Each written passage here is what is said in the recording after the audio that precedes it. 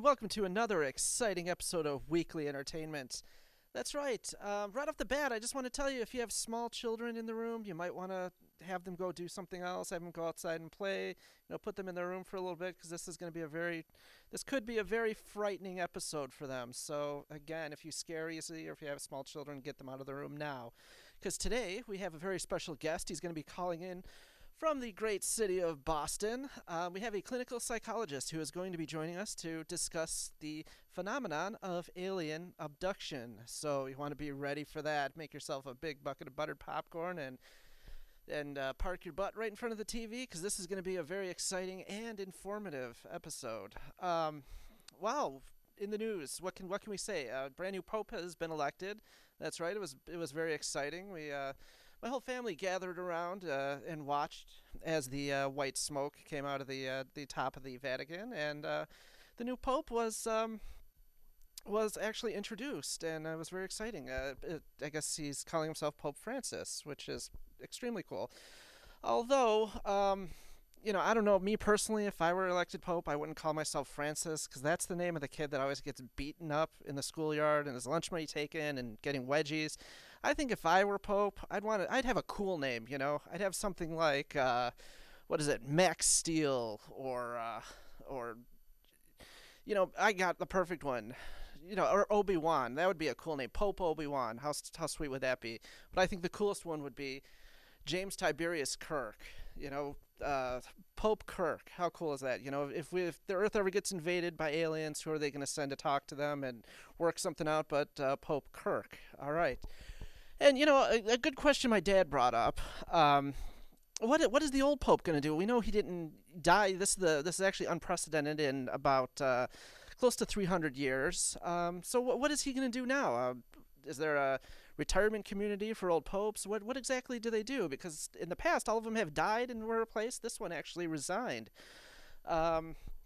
So, some of the cool ideas. We had some visual aids, but of course I don't know how to work Photoshop. So, yeah, I think you could replace Steven Tyler on American Idol. How cool would that be? Or maybe The Bachelor. Instead of The Bachelor, because we know that just ended, we could have Who Wants to Marry the Pope? I mean, how exciting would that be? I would tune into that.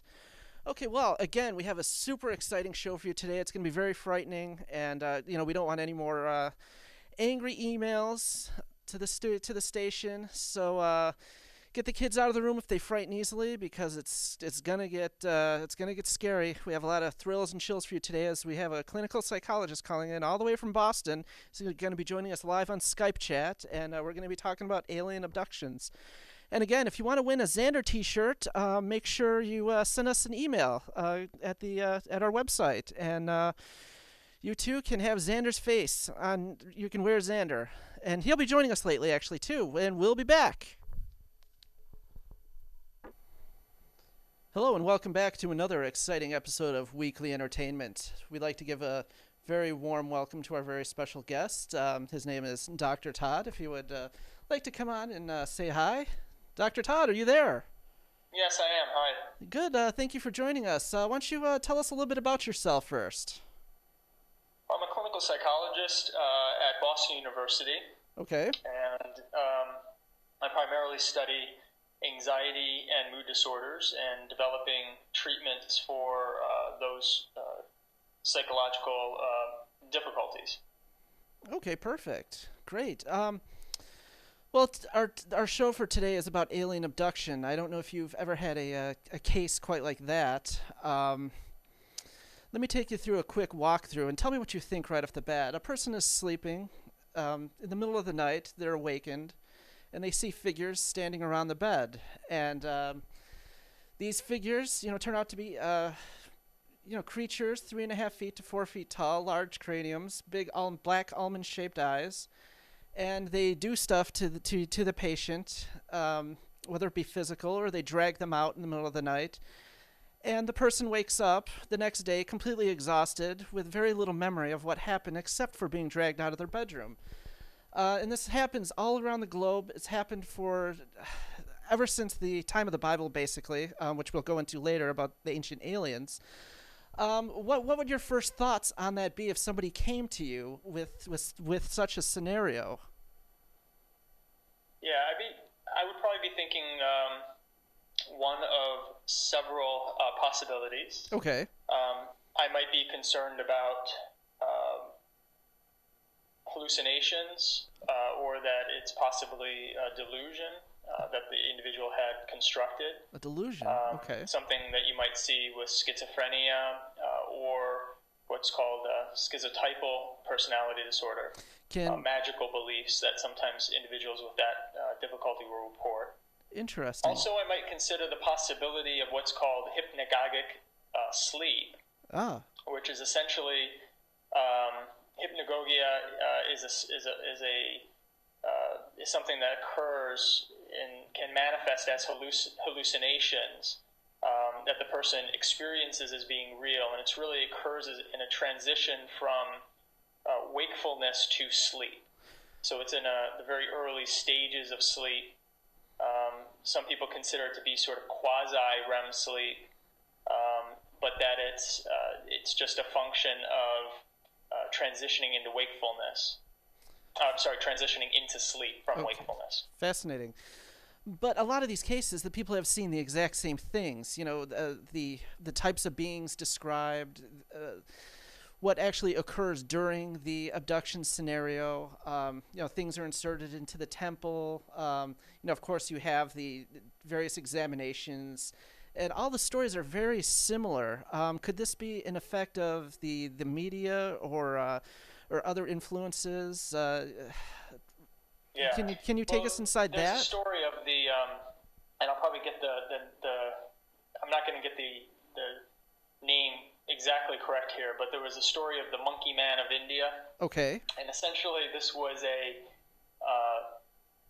hoax that had occurred at a large level, that a mass level, that people believed that there was this half man, half monkey creature that was essentially going all over India and terrorizing people in India. And it became so powerful that people were jumping from windows.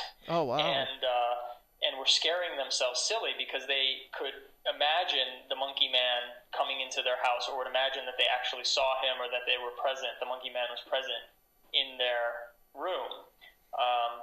So I think these beliefs can be spread by the media such that when somebody then experiences a hallucinatory experience, it's going to mimic what they believe it should mimic, so that it reflects what other people have seen. Interesting. All right, well, let's say, hypothetically, somebody comes to you and reveals that they have been abducted by aliens. What would your first course of treatment be? I know we have, the different neuropsychologic tests, such as the Wisconsin card sorting tests, or the Wechsler memory scale, which is, basically, I think that's, what is your name, what year is it, things like that. Would you start with that? Well, it would depend on what type of an evaluation that was being conducted. If it's if it's a neurocognitive evaluation, and sometimes in cases where schizophrenia or certain psychotic processes may be suspected, in some instances a more extensive neurocognitive assessment might be conducted. But I would think that you do a psychological evaluation with the individual and try to drill down the nature of the experience that they're having. In this case, the experience would be quite unusual and is not consistent with what most people are experiencing. So I would ask additional questions about that and supplement it perhaps with self-report types of measures, things that the individual may fill out. Sometimes people will use what's called the MMPI, the Minnesota Multiphasic Personality Inventory, and that tends to get at psychotic processes. And there's also an instrument called the Rorschach. Oh, right. Which Okay. people are probably familiar with because of the movie Watchmen. Hated it. But the Rorschach, while it's not particularly useful for diagnostic purposes, Okay. and tends to over pathologize people more broadly, it does seem to pull for thought disorder, and does seem to be a useful instrument in looking at thought disorder. Which, if somebody was having a hallucination or was having a delusion about the potential of being abducted by aliens, it might pull for that, and you might be able to get some information from that measure. But usually these things, also I might want to do a sleep assessment with the individual or order a sleep assessment to see if there's any unusual activity, EEG type of activity, brainwave activity for that individual during that transition from wakefulness to sleep. Okay. Now let's say his EEG comes back normal. What would the next step after that be? Would you call for more tests, such as an MRI or to look for masses or maybe temporal lobe epilepsy? That's an idea, and I suppose I don't know what the research suggests regarding temporal lobe epilepsy and this type of hallucinatory experience. So, I'm not particularly familiar with that research, but if you did suspect that, and that was indicated by the research, then I would think that would be a reasonable next course of action, and something like an MRI would likely show problems such as temporal lobe epilepsy, or they would do certain testing to try to elicit the seizure to see then what the reaction was as a result of the seizure activity. Now, the temporal lobe itself, can you explain to us what it is and what it does exactly? Because this does get thrown around, when talking about UFOs and the alien abduction experience. Can you please fill us in on what that is, what part of the brain that is? Yeah, probably a neuroscientist would be the person you want to talk to about that, but I have some knowledge of it. It's important, primarily it becomes really important for language. It's one of the primary lobes of the brain. It's part of the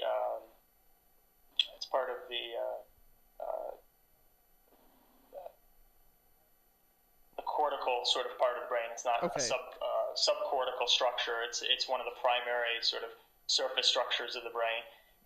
It's also important for auditory stimulation. And but all these areas of the brain are closely interconnected. So it's possible that it's tied in with hallucinatory experiences, I suppose, and I'm sure there's connections with the frontal parts of the brain and also the visual sort of parts of the brain as well. Oh, okay. So if there was something wrong with the person's temporal lobe, they could, in fact, see these things and actually believe that these experiences are real and that it is something that is actually happening to them. Correct? I suppose it's a possibility. Again, that's not my area of specialty. Oh, okay. So I don't know what the current research suggests on that, but I've certainly heard of people having those types of experiences from increased activity, say like epilepsy in the temporal lobe. I think people have reported those types of experiences. I don't know about alien abduction experiences, but hallucinatory experiences. Okay, that's fair enough. We talked about being dragged out of bed in the middle of the night. What about the incidents that happen in broad daylight during the day? The person is in full consciousness, and let's say one of the stories I've heard, a UFO passes overhead, and next thing they know, it's 8 hours later, and they have no recollection of what happened in those 8 hours. So basically, the UFO zapped them or beamed them up somehow, and now it's 8 hours later, and they have missing time. How would you explain that? Right. So, again, there are some disorders.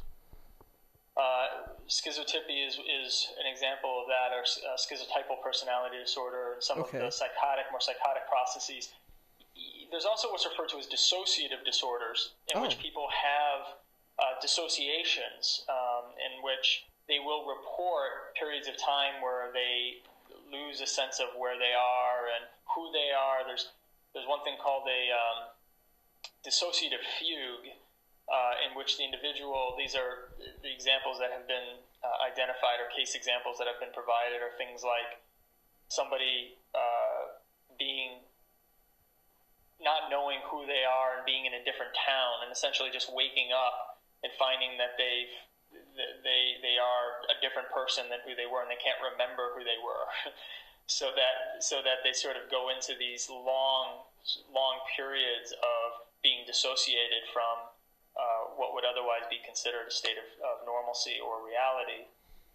So it could be something along those lines, but with any of these things, whether it's aliens or the Sasquatch or the Chupacabra, or any of these things, my take on it is that the more outlandish the ideas, or the more sort of outrageous the claims, they just require a lot of evidence to support. Well, of course. From where my stance, or the way that I think about it, and maybe this doesn't address a specific question, but it's sort of this idea that the more outrageous the claims, the more evidence that you need to substantiate it. I don't think with alien abductions yet we've been able to find that type of evidence, because most of it, from what I've seen, has been, and from what I'm aware, has been self-report type of information. And we do know that self-report data is, by and large, quite unreliable. Memory is unreliable. Experiences tend to be fairly unreliable. Well, yes. And then you have to bring in the question of things like substances and those types of things as well. You still have to admit, though, something is going on. I mean, something is out there, and it is affecting a huge amount of people from all walks of life, all religions. Yeah, I would say that, yes, you're right. It's a question of what it is, but the fact that so many people admit to experiencing something very similar is certainly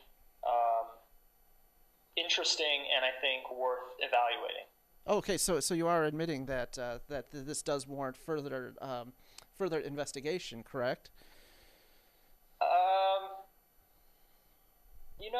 That's a good question. I think that certainly if people want to spend the time to do that, I'm not one to keep anybody from doing anything they don't want to do. But correct. I don't know if I don't know who's going to support that as far as federal funding and that type of thing. Whether the government wants to support that type of research. Well, you never know. There was, we did have the MK Ultra program, and there's all the black programs. We're supposedly, we have UFOs in Area 51. I talked to a CIA agent on the show before, and there are a lot of unknowns out there. And of course, I'm writing a book on the topic of alien abduction, and I think you do bring a lot of interesting things to the table. I personally have not had any substantial experiences. I have seen lights in the sky that can't be explained. A little dot that shot off over the horizon, which we don't have any planes that can do that. So I've had a few minor experiences, nothing major, but I do think there is just so many people out there that are having the very similar experiences. I just think I just don't know if we can just simply hand wave it away as being as some kind of psychological disorder. Well, but I don't think that the data on hypnagogic sleep is hand waving it away. I mean, I think that's a plausible explanation for why people might experience a very vivid and vivid images or vivid sort of hallucinatory experiences, that could be it could be what it really is. It's just that people have sort of experienced. Now, that wouldn't explain, I guess, things like seeing the UFOs and some of the images of the UFOs in the sky. Well, correct. That would be a different type of thing. But the alien abductions, I think the hypnagogic and hypnagogia explains. I see that as a viable explanation of why people might be experiencing these abductions. Okay, fair enough. I mean, and of course, there's countless it's one books. Of many explanations, you know what I mean? Well, sure, of course. So. We have countless books on the topic. Whitley Strieber wrote a whole series of books on UFO abduction. A few friends of mine have also written books on the UFO experience. And, of course, they all tell the similar stories. And some people have actually been given, cosmic messages. The environment's going to collapse and things like that. Is that another way of your brain kind of putting together these scenarios from things they've seen in the media or things they want to happen? If somebody is really into the environment, and maybe that's their way of somehow convincing themselves to make it somehow real in their head, I guess is what I'm trying to say. Yeah. Could that be? I think that the conception, that's a good point, and it's a good question. I think the conception of how the mind works is still based heavily in the idea that because I have a thought or an image or an experience, that it must be meaningful. Correct, that it's not noise, that it's not just in the background, that it must be an indication of something. So this is probably tied in with psychic type of experiences. People have dreams, for instance, in their dream they maybe see something and they believe that it has meaning, and oftentimes I think these things don't necessarily pan out. We tend to have most people will notice the instances in which it does pan out and forget the other instances in which it doesn't. So we maybe get a false sense of confidence in the relationship between random thoughts or random images and that being tied to the future in some way. So I think that the conception people have of the way the mind works, and also just the meaning behind things, we want to find meaning in things. And this is probably this is probably tied in with even a bit of a psychoanalytic Freudian perspective on psychology, is that because these images come to mind, for instance, dreams for the Freudians were very meaningful. They were supposed to be what they described as the royal road to the unconscious. It was supposed to be an indication of desires or things that I tried during the day to keep at bay. And I think that conception is still very much a part of the mindset that people have, which is certainly different than how a behaviorist or another, other psychologist might view the way that the brain works, and would certainly see dreams as just being noise and not having much meaning at all. Fascinating. That's very fascinating. Some people also take it into the psychosexual realm, where they have these very intense, basically sexual experiences with these other beings from other planets. How would you what would you say about something like that? I mean, because I've heard many cases, and there's your star child, your space babies, and things like that. How would you? Does that come from the same place? I have no idea. I mean, no idea. I mean, I guess it could just be part of, again, that sort of hypnagogic sleep state, just sort of transitioning and. Okay. And because some people, I think of the experience of dreams, can have a sexual nature to them, and they feel real. They feel real even though they're not. Tell me about it. So, I suppose maybe you could chalk it up to something along those lines. Okay, fascinating. Well, we're quickly running out of time here on the show. In closing, what would you like to say to somebody out there who thinks they are having these alien abduction scenarios, that these creatures are coming into their house and taking them away and doing experiments on them? What would you say to somebody? Oh, that's a good question. I would, honestly, I would, I would want to find out more about it and ask them questions, Okay. and you know, I think everybody experiences things the way that they do, and there's nothing that's right or wrong. I just, as a scientist, and I'm wedded to the idea of finding the evidence for things and really looking to see, does it make sense, and do I have enough reason to believe that this may have or may not have happened? Okay. But that is a personal sort of philosophy, and I suppose I might encourage the person to really look for that and look for the evidence for their thoughts. But I wouldn't judge somebody for experiencing what they experience. And Well, no, because it's a very by no real. means would I want to get into a battle with the individual of what's real and what's not. Well, of course, because it's very real to the person experiencing it. You got it. Yeah. You got it. All right. Well, we have just 2 more minutes left on the show. I'd like to take this minute to thank you for joining us. Thank you for having me. I appreciate it. Is there anything you'd like to plug? Do you have any seminars or anything coming up, or anything we'd be interested in? No, that's all right. Okay. Any websites? I appreciate the opportunity to plug, but no, Okay. I'm satisfied. Thank you. Great. Thank you very much. And we'd love to have you back on the show sometime if we ever do another topic like this. This has been an ongoing series for this show. We've done actually quite a few on the topic of UFOs and alien abductions, and I think this has been very eye-opening, and hopefully it will be for a lot of people as well. Great. Well, thank you very much for joining us. That's been Dr. Todd. He was calling in from Boston, Massachusetts. Is that correct? That's right. Cool. I understand the weather hasn't been so great over there, has it? No, it's the winter in Boston. It's not particularly good, but spring's around the corner. Good. I understand because I know you were supposed to be on the show a couple weeks ago, and you got what was it, 3 feet of snow? Something like that. It was about a month ago, but yeah, we got 2.5 feet of snow, something along those lines. So. Okay. All right, that's Dr. Todd, ladies and gentlemen. I hope this has been as eye-opening for you as it was for me, and of course, as we like to say on the show, the truth is out there.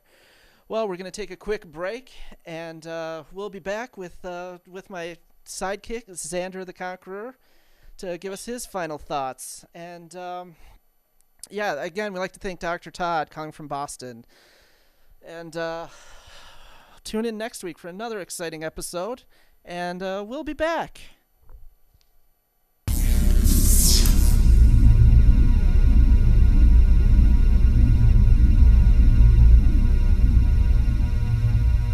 There he is.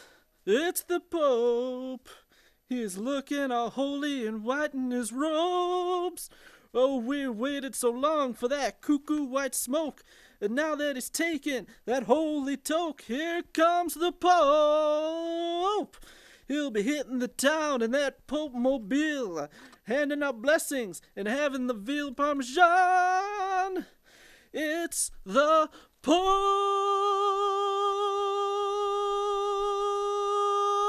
Yeah!